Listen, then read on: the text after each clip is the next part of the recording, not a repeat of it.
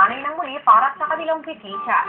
Tumutulong po sa amin gumawa ng script si Kina Vince, si Roy, tapos si Alex. So, okay na po yung script po namin. Tapos na po siya. Yung nagbabantay po sa mukha po, si Karen. Tapos yung assistant niya po ay si Maurice.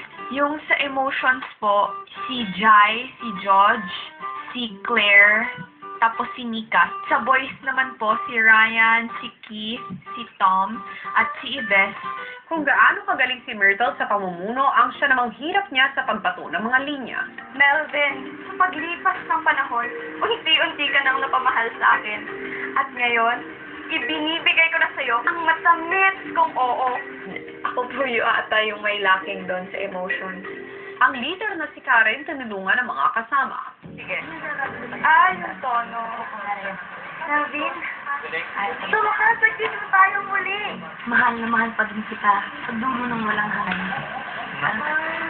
May pinangungugutan. Voice na, voice.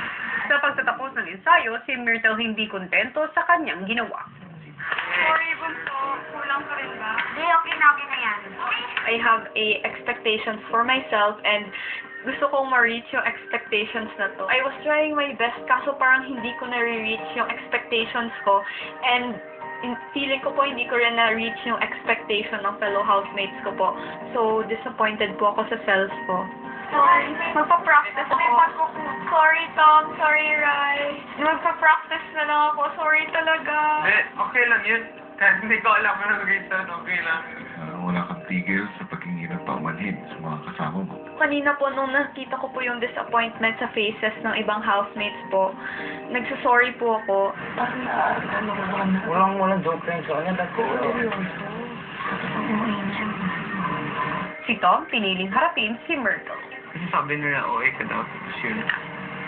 Ito huwag kang overreact. Paano ko yun na-change? Hindi ko alam kung saan ang bagay. Myrtle lang sa akin. Ang sarili mo ang hindi mo mapatawad.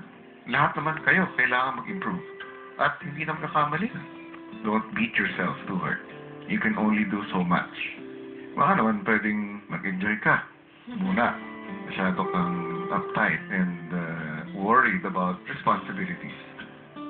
Part of the process of growing up is enjoying your life. Sino sa apat na nominadong sina Claire, Kit, Maurice at Vince ang magiging kauna-unang evictee ng edisyong ito?